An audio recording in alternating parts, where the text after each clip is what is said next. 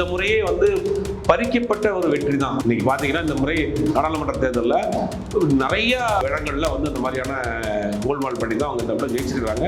தேர்தல் ஆணையத்தின் மீது எல்லாரும் சந்தேகம் வைக்கிறாங்க. நிறைய ராகுல் காந்தி குற்றச்சாட்டே வைக்கிறார்.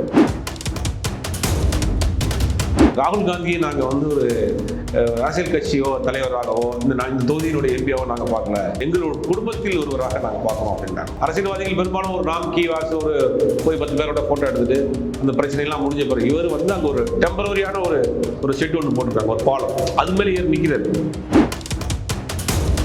எலன் மஸ்க் நேற்று பேசியிருக்காரு தெரியுமா, இந்தியாவில் இருக்கக்கூடிய எலக்ட்ரானிக் ஓட்டிங் மிஷின்ல ஹேக் பண்ண முடியும் அப்படின்னு எலன் மஸ்க் பேசுறாரு. அந்த சர்க்கிள் தாண்டி விஜய் வேற அரசியலே பேச மாட்டார். அவருடைய ஃபோக்கஸ் ஃபுல்லாமே அங்கதான் இருக்கும். ஏன்னா அதனால தான் பெரியார் போட்டோ வச்சுக்குவாரு, அம்பேத்கர் போட்டோ வச்சுக்குவாரு. அந்த சர்க்கிள் உள்ள அரசியல் தான் பண்ணுவார். விஜய்க்கு கொடுக்கப்பட்ட வேலை அந்த முதல் தலைமுறை வாக்காளர்கள் ஓட்டை ஸ்பாயில் பண்றது.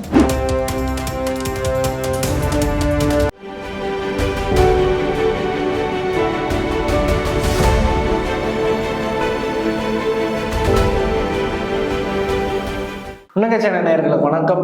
இன்னைக்கு நம்ம கூட யாருக்கான பத்திரிகையாளர் மற்றும் அரசியல் விமர்சகர் ஜுபைர் அவர்கள் தான் நம்ம கூட இருக்காரு. அவர்கிட்ட இப்ப சமீபத்திய அரசியல் நிகழ்வுகள் பத்தி கேட்டு தெரிஞ்சுக்கலாம். வாங்க கேட்கலாம் சார். வணக்கம் சார். வணக்கம். ராகுல் காந்தி அவர்கள் இந்தியாவுக்கு எவ்வளவு முக்கியமான தலைவராக இருப்பார் சார்? ஏன்னா கடந்த பாராளுமன்ற எலெக்ஷன்லேயே அவர் வெற்றி பெற்று இந்தியாவோட பிரதமராக ஆக வேண்டியது. பட் சில விஷயங்களால அவரால் பிரதமராக ஆக முடியல. ஸோ அவர் இந்தியாவோட எதிர்காலமா, அவர் இந்தியாவின் நம்பிக்கைக்குரிய மனிதராக அவர் எந்த அளவு இருப்பார் சார்? ராகுல் காந்தியை பொறுத்த வரைக்கும் ஒரு பெரிய பாரம்பரிய குடும்பத்தில் பிறந்தவராக இருந்தாலும் ஒரு எளிமையான ஒரு நபராக இருக்காரு. நீங்க பாத்தீங்கன்னா அந்த கட்சிக்குள் உள்ள வர்றதுக்கே அவருக்கு 10 வருஷம் ஆச்சு. ஒரு கட்சியினுடைய தலைமை பொறுப்புக்கு வர்றதுக்கு அந்த கட்சியில் 1000 பிரச்சனை வரும். அதையும் மீறி சமாளித்து இன்னைக்கு ஒரு முக்கிய பொறுப்புல இன்னைக்கு தமிழ்நாடு இந்தியாவினுடைய ஒரு எதிர்கட்சி தலைவராக வந்திருக்கிறார். அதில் அவர் நடத்துகிற அந்த பாரத் ஜோடோ யாத்திராங்கிறது உண்மையிலேயே ஒரு பெரிய விஷயம். காஷ்மீர் டு கன்னியாகுமரி வரைக்கும் ஒரு நடைபயணம் தமிழ்நாடு இந்தியாவில் ஒரு பெரிய மாற்றத்தை உண்டு பண்ணிச்சு. இப்போ எல்லா அரசியல்வாதிகளுக்கும் ஒரு நெகட்டிவான ஒரு முகம் இருக்கும், ஒரு நெகட்டிவான ஒரு விஷயம் இருக்கும், ஏதாவது ஒன்று இருக்கும், ஒன்றாவது இருக்கும். ஆனால் அப்படி யாருக்கு எதுவுமே இல்லாத ஒரு நபர்னா ராகுல் காந்தி தான். பெரியவர்கள் முதல் குழந்தைகள் வரைக்கும் எல்லாரையுமே கவர்ந்திருக்கக்கூடிய ஒரு மகன். அவங்க என்ன பார்க்கணும்னா, இந்திரா காந்தியினுடைய பேரன், ராஜீவ் காந்தியினுடைய மகன் இவ்வளோ சிம்பிளாக இருக்காரு.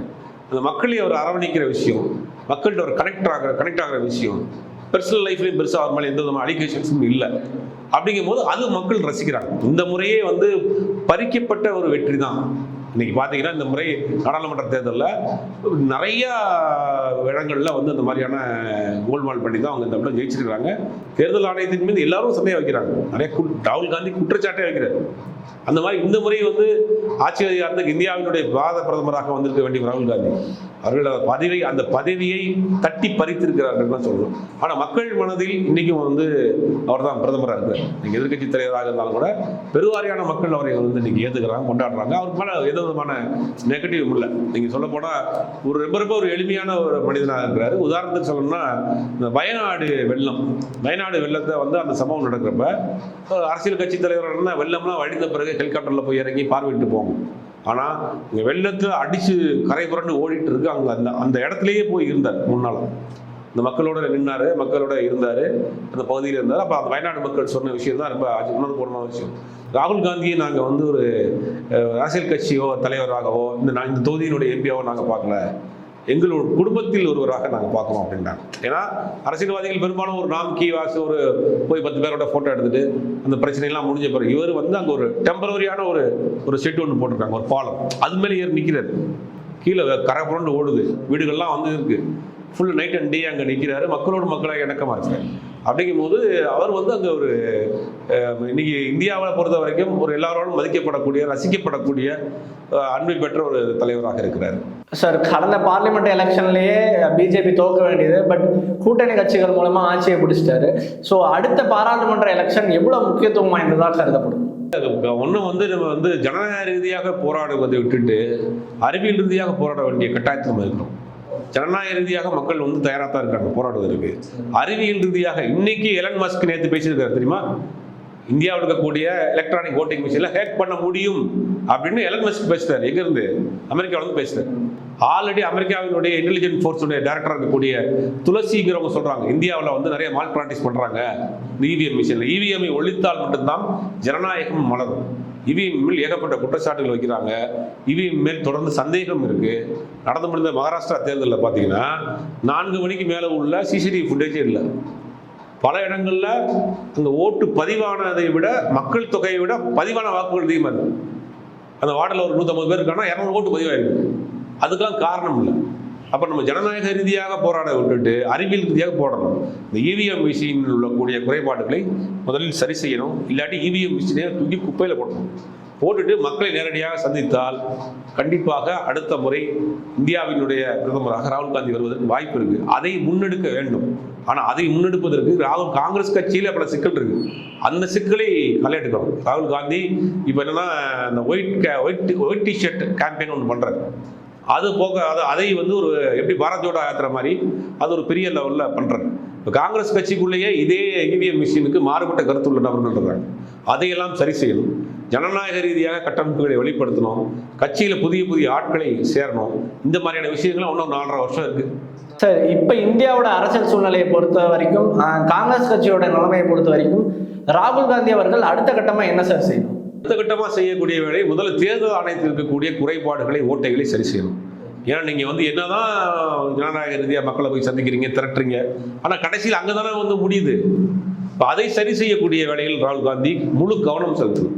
இந்த தேர்தல் ஆணையத்தையும் வாக்குப்பதிவு இயந்திரத்தையும் அதில் தொடர்ந்து குற்றச்சாட்டுகள் வச்சுட்டு இருக்காங்க.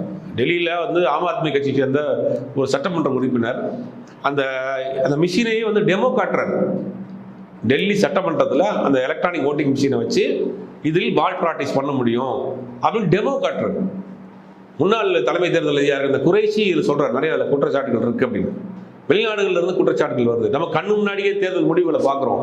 இத்தனையும் இருந்து அதில் ஏன் கவனம் செலுத்தலைங்கிறது தான் இப்போ கேள்வி.